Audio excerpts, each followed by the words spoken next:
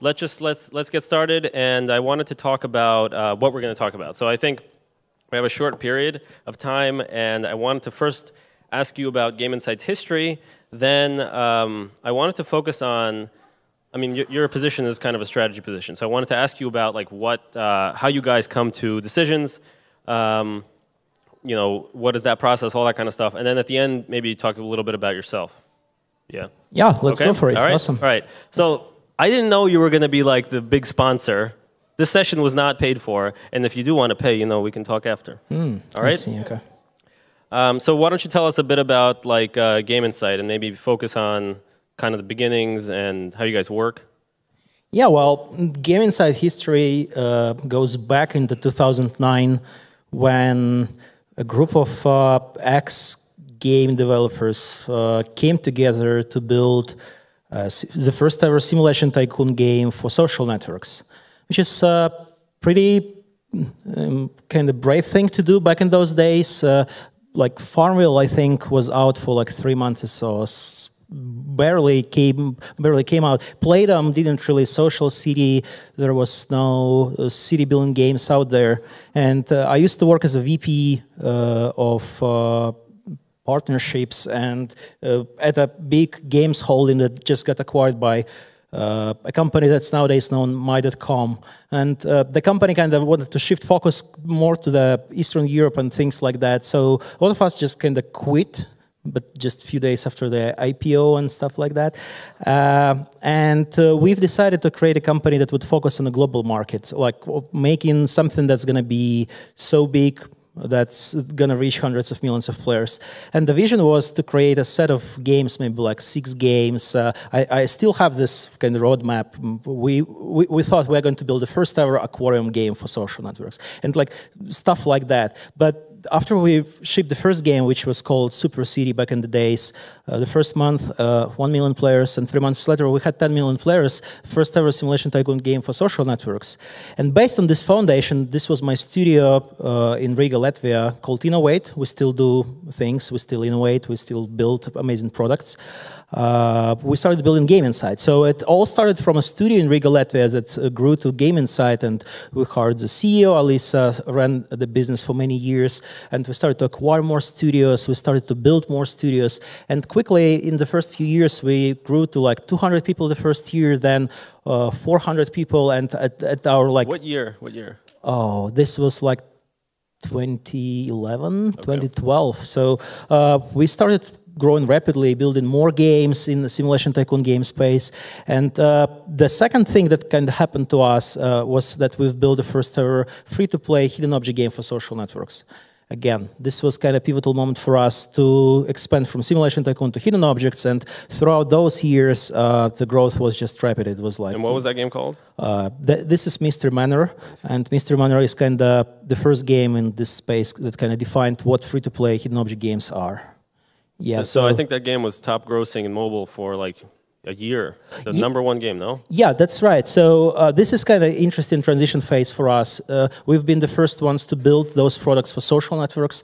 And then when Google Play, back in the days Android market, opened up in-apps on its platforms, we've been the first ones to ship those games on mobile. I mean, none of the other companies even tried to build free-to-play products for mobile. And on the day when platforms have opened up in-apps, we've had those products on the market. The first month, again, like close to $1 million from Paradise Island, that's a sim tycoon game. My Country came in, Mr. Manor came in, and I think we dominated the charts for over a year worldwide, including US, top grossing with this whole product category before any other competitor just even dared to swing by. So I'm trying to keep to like a timeline. So after Mystery Manor, you guys had a lot of successes with these tycoon games. So like My Country, Airport City, Tribes.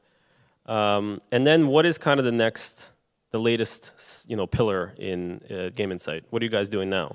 Yeah, so I think it's in our DNA to kind of transcend and transition between platforms and try different things. So for the last 3 years, we've been trying to build products in kind of mid-core hardcore game space. I think midcore doesn't exist after so many attempts on our side. You would find games more on the hardcore game spectrum. And we've built so many products like X-Mercs, which is being relaunched tomorrow as Mercs of Boom, by the way. It's a turn-based strategy, AAA production quality for like 2 years production quality with 50 people. And it was just a tremendous turn-based strategy that took us a few years to develop, but we didn't find the market for that. It was kind of too early to launch that. We built space simulation game. We built multiple other titles like Dragon Warlords, which was really intense strategy game. And we spent so much on R&D and trying to launch and build those products before we stumbled onto Guns of Boom. So Guns of Boom kind of proved that you can actually find something that's really cool in hardcore game space. And even though FPS existed forever on mobile, we kind of figured out, well, why not? And it became like a hit on its own. But that's kind of, I guess, a separate story. Let's focus on Game Insight first, right? Yeah, right. So, all right, here's a question. What is your like kind of proudest moment of 2018 so far? 2018. That's this year. That's right? this year. Okay, yeah. That's 2018. Yeah. I would say ESL announcement. That's esports announcement. So we just recently announced $200,000 cup for Guns of Boom. So first-person shooter on mobile. I think it's the first one ever. In this category, esports on mobile, pro play, signing up the most sound names in this space, and delivering on that. So we'll have qualifiers go forth soon with the ESL, then offline tournament in Poland this summer, and later this autumn we'll run a bigger event in LA with finals. I think it's going to be like at least 80K for the finalists. So the overall prize pool is over 200K out there. That's a lot. Cool. I mean, we'll talk about that in a little bit more detail. I wanted to ask, the last question about kind of Game Insight overall is, you guys have like a studio model. Can you talk about it? Yeah, so as I mentioned, like initially we started as a single studio, and then we tried to figure out how do you scale that. So Riga, Latvia, it's a small, tiny country out there. You could maybe pull 100 people together in a single studio.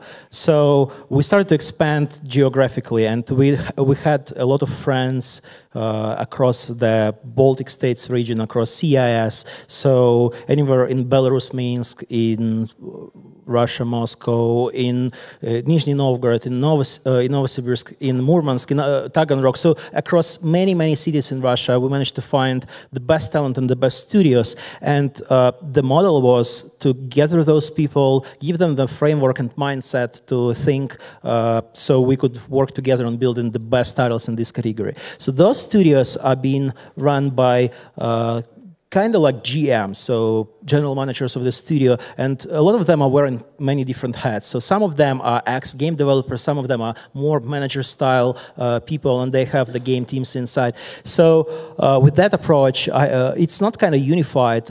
Each studio it has its own story. They've been doing things like you mentioned, the Tribes. The Tribes has been out there for like 12 years. It started as a casual game back in MSN games and casual game, real arcade downloadable game days, and then it went further across the platforms, and now it's a mobile game. So all of those studios have kind of unique and different model because they're built by gamers and people who build games for life. And then we do have Game Insight HQ, which is we're based in Vilnius, Lithuania, and we do have live ops and operations across a variety of cities, including Moscow. And that's kind of a very broad number of locations out there. Right now, I think we have over 7 locations, and that's 500 people. And that's what it takes to do live ops for 11 games at the same time. It's cool. Yeah, I mean, so I'm just very interested in that, having a studio myself.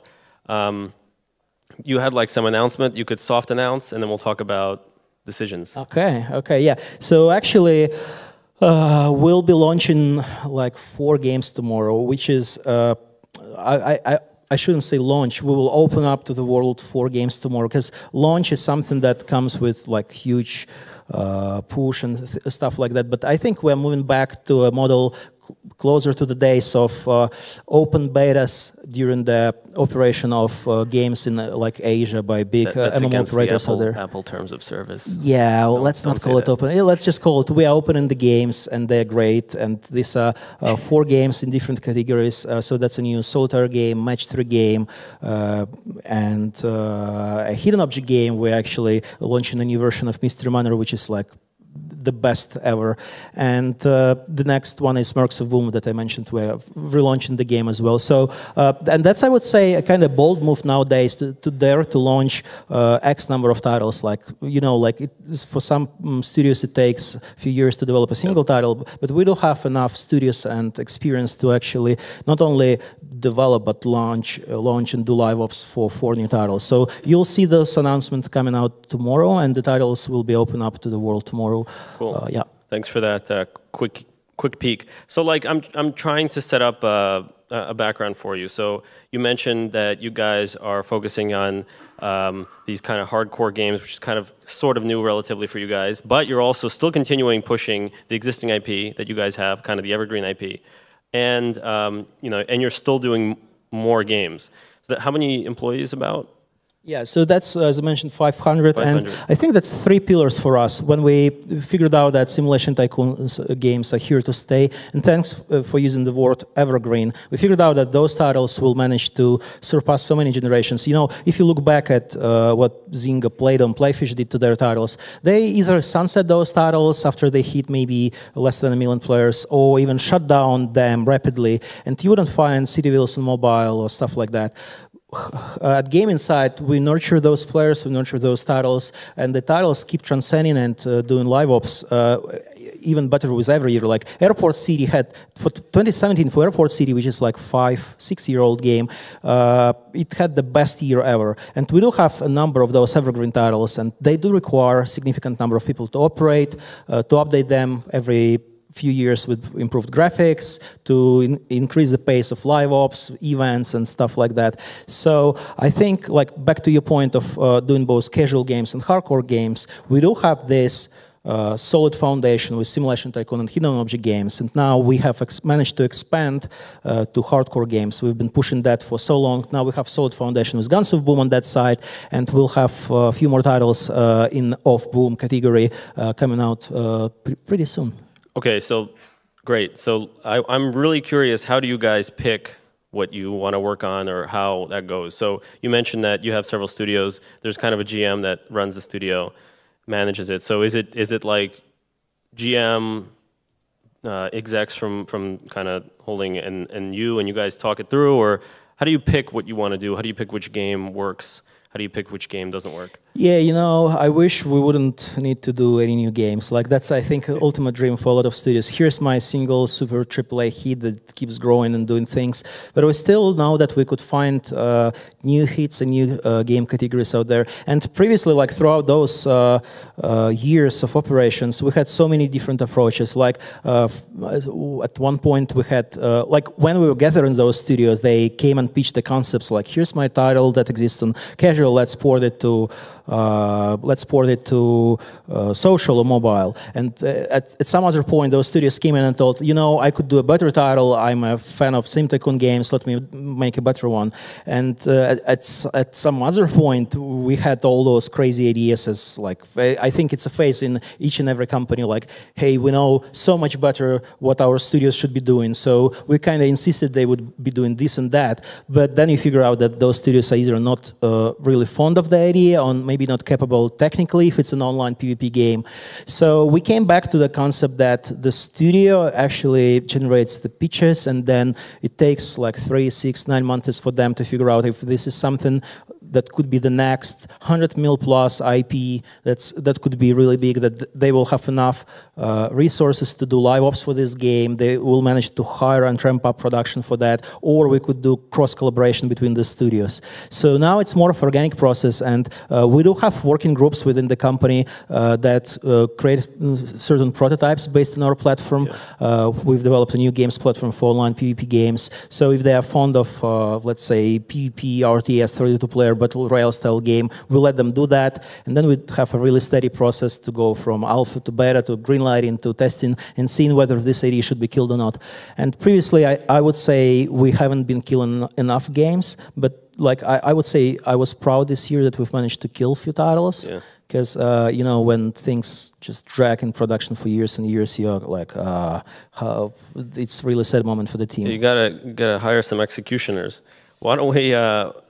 So that's very interesting. I mean, you have this prototype process. Can you talk about after the studio pitches? So a lot of companies have different approaches to this. After the studio pitches, you invest in this prototype. How does that prototype ever see the light of day after it's done? Is it like you're sitting there and you're like, this sucks? Or, you know, what do you guys do? So we let the team do what we call alpha test across the company. Sometimes it's small, it's limited, sometimes it's much bigger. And then basically it's up to the team themselves to figure out, yeah, well, I wish we would have more resources. So, well, this is far too ambitious. We need more staff and let's revisit the idea 6 months later. Or, wow, that works great. Let's greenlight it and let's move on. Or, well, this just, well, most of the times when something sucks, I would say that it doesn't get even to the alpha test. The team kind of feels it. So I think that's thanks to the experience of those people out there. Yeah. That's interesting. So, and then the studio GMs are kind of themselves in charge of, okay, we have this is what we have to do. Well, not to that point. I mean, you could only operate and have so many games at the same time. If you have 50 people team and they do live ops for a single title and they only have enough capacity to do that, there is just no way for a studio to ramp up production, hire 50 more people in the region and keep producing more things. So for them, it's more of a decision, can this game grow in the next year, or it's in steady decline, or it's stagnating? Like, how do we either relaunch it or assign more resources or find better talent for that to do cross-studio collaboration? So you actually never know how it's going to happen. So I would say that games find their way to be born, stuff like that. Cool, okay. Okay, you guys have this kind of internal production process, kind of greenlighting process. Why are you doing esports and not VR? Or maybe you're doing VR, I don't know. How do you choose kind of the innovation area? Yeah, so the first studio that actually developed Simulation Tycoon game, as I mentioned, it's called Innovate. It's your studio. Yeah, it's a studio that kind of started the game inside. And the thing is that we have this FIFO approach, first in, first out. So we would be always eager to try new things first. If it's VR, I think the first month that VR launched, we had the dev kits. We've tried building Mystery Manor for VR, which we figured out that's not a really good fit. We've tried a few more things. The same applies to AR. We've built My Country AR. We've seen that the numbers are not there from the revenue perspective. We did the same with Messenger. We've invested heavily. We found some of the game genres that work well. So we do have our own innovation unit, and now more studios are doing that internally, and we would be always first in, first out. So before other studios or companies could see the results out there, we could say, this is actually not growing, or that's maybe so many years away that it's not worth focusing on. But we do have tens and tens of people assigned at any given time, trying new things, trying new technologies. So esports was like, I used to be a pro esports player back in the days, what like 2001 CS, Quake 2 CDF, even earlier than that. And I would have never said that like 18 years later I would have my own FPS game. Not only I would have the game, I would run the league. And that's kind of like the ultimate dream, just, I don't know, coming from the childhood, playing games, and now you're making one, and you're running one, and you're finally giving back. That's cool. Yeah, I mean, that's kind of everyone's dream. Last question on first in, first out. So it's like, okay, first in, first out, the idea is that you have first mover advantage. But when you're marketing, there's a couple factors to look at. Potential of innovation, you know, how big is the user base, how many competitors do you have? You know, why is that approach in tech, the approach of we take a look, we invest, take a look, why is that a better approach than taking a look but for a long time and trying to innovate in the space? for you guys? Yeah, as you mentioned, you could kind of look at the market and say, hey, there's going to be 1 billion AR-enabled devices. But before you actually build things and try it in your hands and see that people are not picking it up for the second time, and you just figure out, oh, it's more of a gimmick than an actual thing. So you could try estimating things. You could try forcing people for 2 years to get the app back in their hands and try it for the second time. But I think that building and just seeing how it works is so much better than trying to estimate and predict, especially if we have those units that are so quick at building things and then so quick at evaluating and seeing the metrics. Cool, okay. So let's talk about the last thing about esports. So like, you're on my Facebook. This guy is like, you should add him on Facebook. He's really good. So you would post live streams and stuff from Guns of Boom. Tell us more about, like, you know, why are you pushing with esports for that game? There's a lot of FPS games that work well. Yours is mobile, which is interesting. Yeah, it's 5 on 5. Why the tournament? Why the tournament? Yeah, sure. 5 on 5, super quick sessions, closer to Clash Royale than a more traditional, longer session FPS game. It's if you have 5 minutes break, it's super easy to get in, and it's super quick to play an actual tournament. So we partnered, like before ESL, we ran tournaments locally with EGL, and those guys ran, I think, 30 to 64 team tournament in a single day. And those players have been from all across the world, and the only thing they complained is that they had to sleep because there were so many stages and qualifiers. And I think it's super important when you have a game that reaches 50 million players to kind of define and solidify your own position. Well, there are PUBGs and Fortnites, which I think of its own, and the session could last anywhere from 60 seconds. You drop to the map and you're dead, to 40 minutes. It takes 40 minutes to get the chicken dinner if you're the last surviving player. So Guns of Boom is this fixed 5-minute session experience, and it plays so well in 4 on 4 and maybe other, like we do have 3-for-all with 8 players and some other gameplay modes. So I think it's a defining moment for mobile esports. You would find MOBAs like Vainglory, Arena of Valor. On FPS side, you would find us and maybe 1 or 2 games up and coming. We still don't see that, aside from Fortnite, PUBG, and Rules of Survival, which is a kind of, we treat it as a different game genre because of the session length. And I think like Clash Royale is doing the best thing out there. The kind of the favor, just saying 3 million players could participate in a tournament in a single day, go through qualifiers, and get to the kind of their own stadium.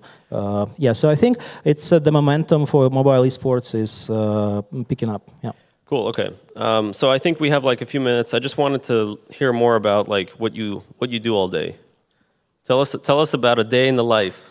Well, yeah, that's open up Slack and see 100 and read channels and messages and catch up on some product reviews. I'm still very hands-on product guy.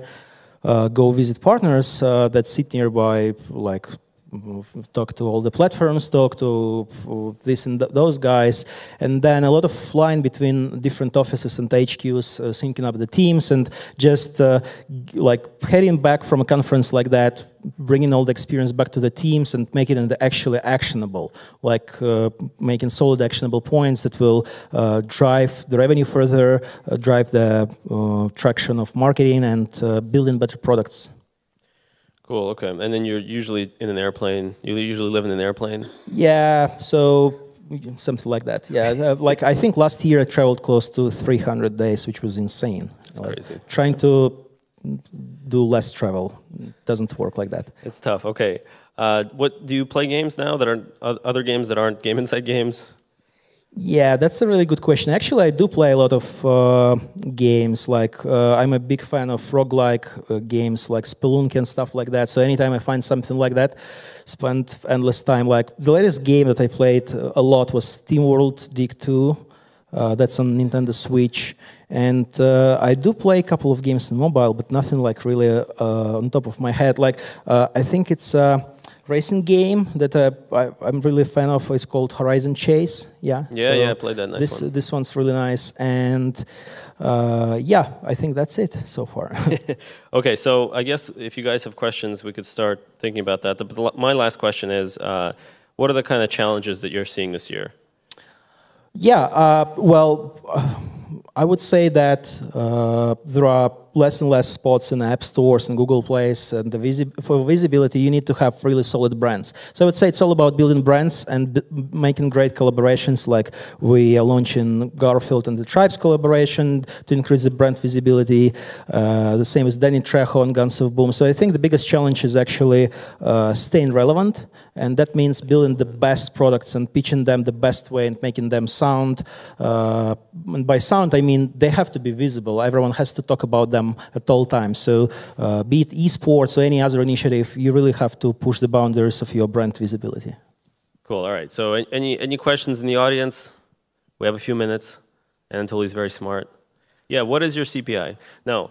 What is eCPM? Okay. eCPM. Yeah. I don't know. I'm just very interested that you guys have been around for so long, and I like the last answer with staying relevant. Yeah, I think it takes a lot of, it's tough, and it takes a lot of balls to actually redefine yourself at all times and just keep running. Not just keep running and doing the same thing, but making those big, bold bets. And thanks to our great team and head of strategy and our strategic partnerships teams that are brave enough to take onto those endeavors and at all times just try things and keep pushing. But nowadays, as the platforms consolidate, I would say it's more about building the great games and again, having the product guys that are doing games for like tens of years and nurture those brands. It's super important. I would say like if I could give you a wisdom or something like that, stay true to your brand, stay true to your games, and if you have an urge to develop this next big game, if you already have a good one, think about actually making your existing game thrice as good, like 5 times as good, and that will kind of show you what you could achieve with that game. So, like the worst thing that I regret is actually shutting down a couple of games that would be relevant nowadays. So I would say keep the passion flowing in those games if you have them. Yeah. Cool, yeah. Thank Fantastic. you. Thank you. Thank you. Yeah. Very good.